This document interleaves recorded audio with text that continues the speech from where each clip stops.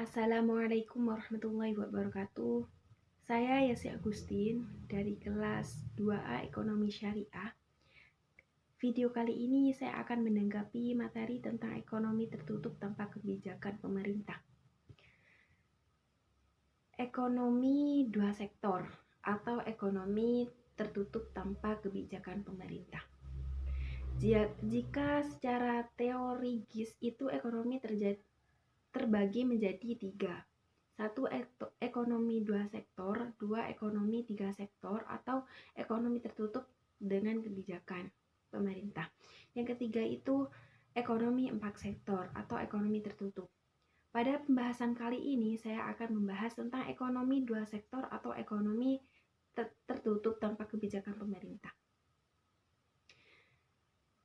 Kita akan memahami tentang apa sih ekonomi dua sektor, bagaimana kita memahami diagram daripada ekonomi dua sektor, dan kita akan memahami konsumsi dan investasi. Yang pertama, saya akan menanggapi tentang ekonomi dua sektor. Pengertian ekonomi dua sektor itu adalah perekonomian yang terdiri dari sektor rumah tangga dan perusahaan. Jadi ekonomi ini hanya terdiri dari rumah tangga atau tidak ada pemerintah luar negeri atau di dalamnya. Ini merupakan bentuk yang paling sederhana dari analisis ekonomi makro. Mengenai penentuan kegiatan ekonomi suatu negara, jadi ekonomi itu masyarakat itu memproduksi, lalu masyarakat itu juga mengkonsumsi, dan juga pemerintah itu tidak interferasi baik itu apa yang harus diproduksi dan apa yang harus dikonsumsi. Pemerintah itu juga tidak mengambil pajak dari produksi yang dilakukan masyarakat. Itu tanggapan ekonomi dua makro. Dan selanjutnya kita akan mempelajari tentang diagram aliran perekonomian dua sektor. Diagram aliran itu terdiri dari rumah tangga produsen dan rumah tangga konsumen. Ini bukan pemerintahan dan juga bukan negara. Rumah tangga produsen itu yang diterima dari rumah tangga konsumen, yaitu mendapatkan barang atau harga dengan dia rumah tangga produsen menjual barang atau jasa kepada rumah tangga konsumen, dan dia mendapatkan imbalan uang dari konsumen. Ketika rumah tangga produsen itu menjual barang ke rumah tangga konsumen, setelah itu ada juga yang dikeluarkan rumah tangga produsen. Ini membeli barang baku kepada rumah tangga konsumen. Jadi pendapatan rumah tangga produsen itu yang diterima dari rumah tangga konsumen. Kalau pengeluarannya itu rumah tangga produsen itu membeli barang ke rumah konsumen.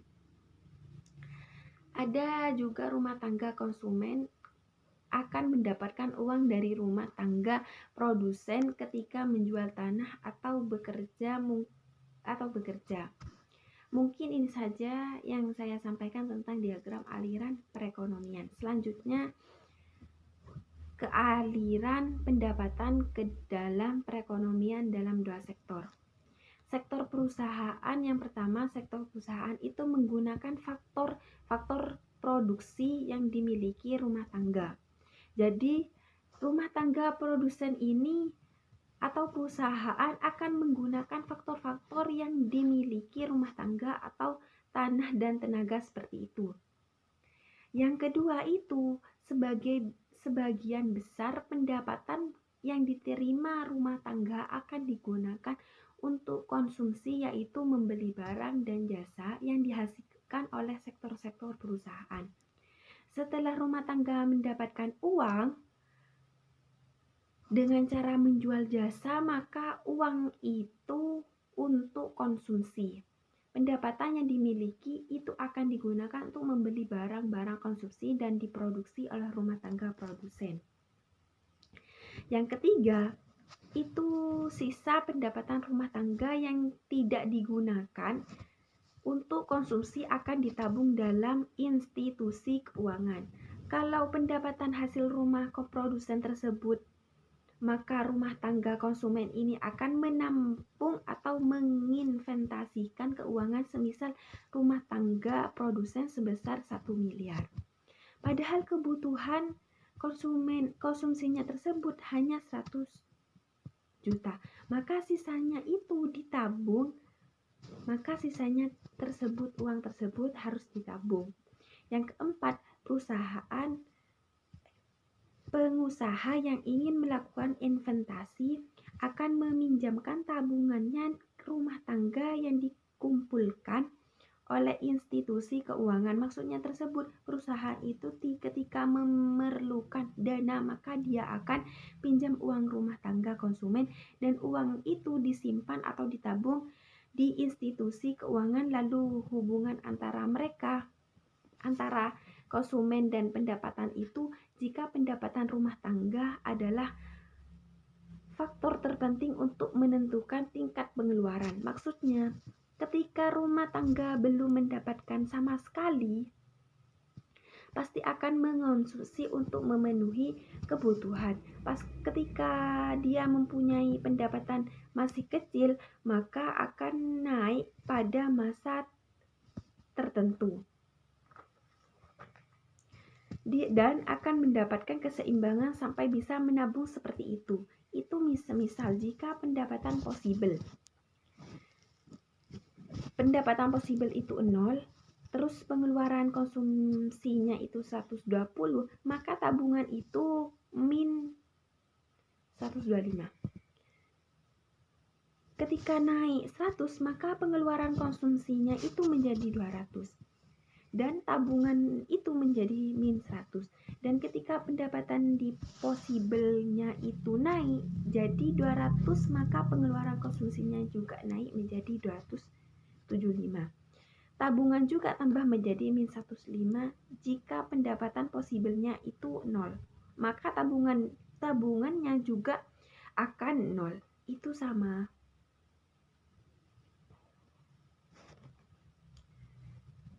Sekarang akan melihat keterangan itu pada pendapatan yang rendah rumah tangga mengambil tabungan ini, berarti rumah tangga harus menggunakan harta atau tabungan. Masalah untuk membiayai konsumsi. Di posisi 0 itu harus terpenuhi pendapatan itu dengan tabungan yang digunakan. Yang kedua, menaikkan pendapatan itu ditabungkan. Yang kedua, kenaikan pendapatan konsumsi sisa pertambahan pendapatan itu ditabung, maka makin naik pendapatan konsumsi makin naik juga gitu.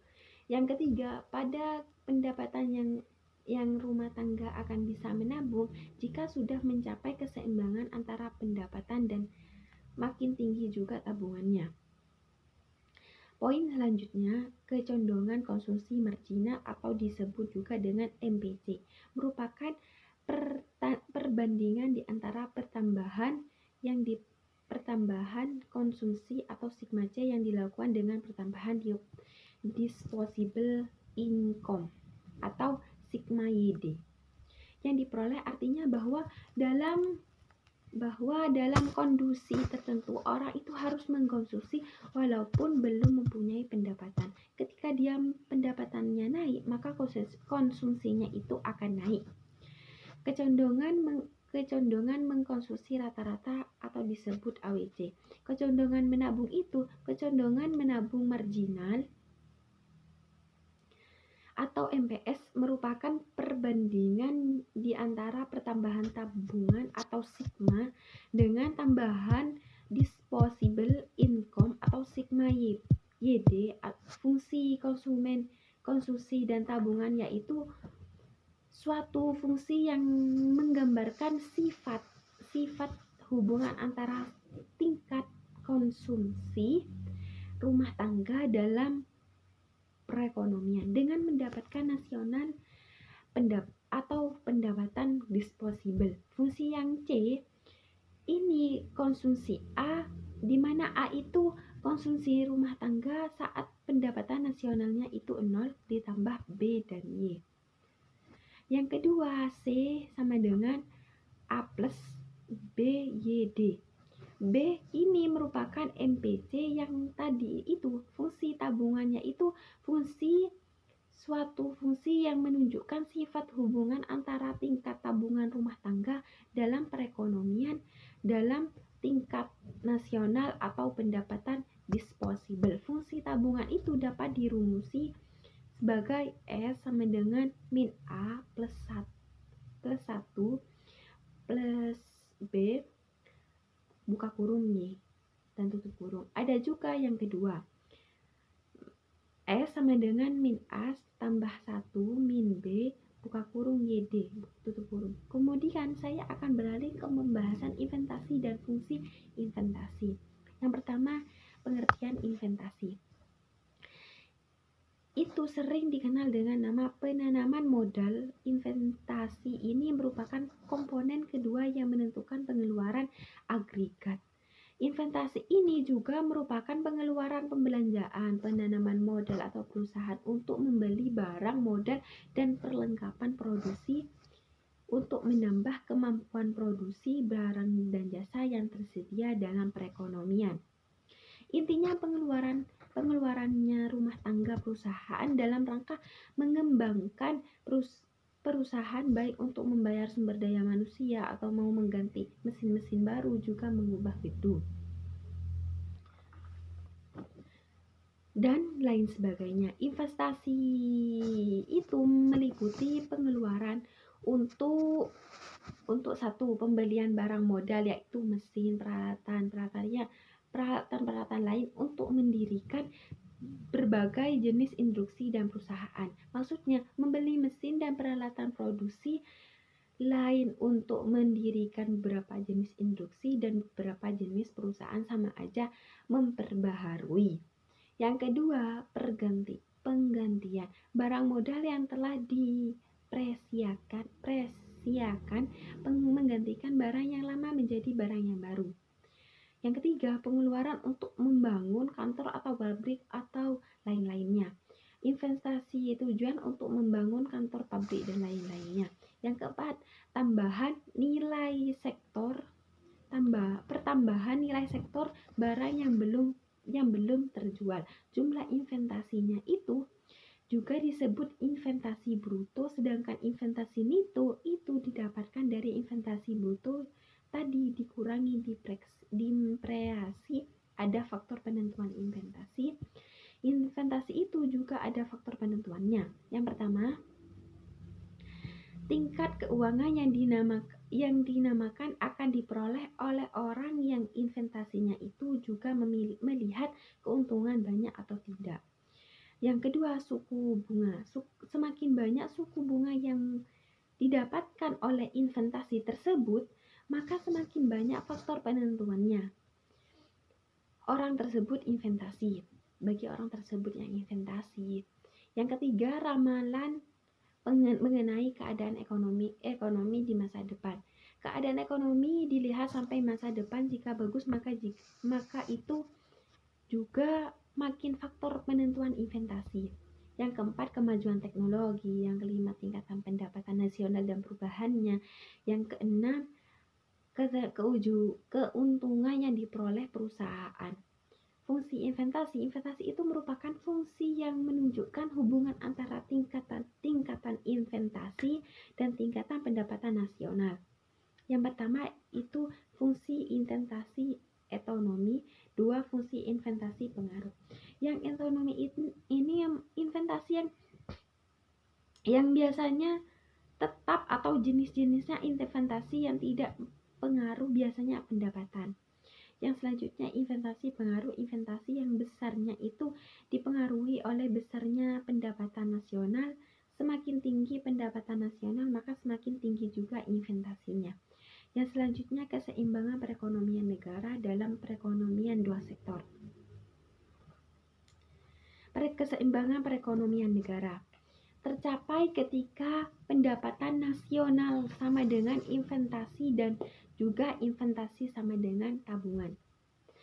Memahami contoh pendapatan nasional dalam triliun rupiah.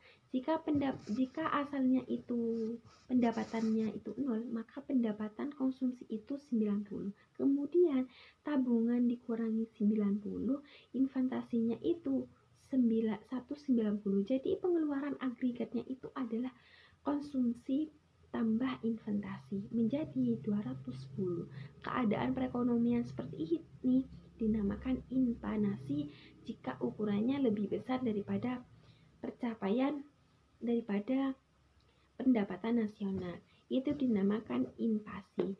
Sampai menyampai 840. Itu konsumsinya 720, tabungannya 120, investasinya 120, pengeluaran agregatnya konsumsi ditambah investasi menjadi 840, maka akan seimbang hasilnya.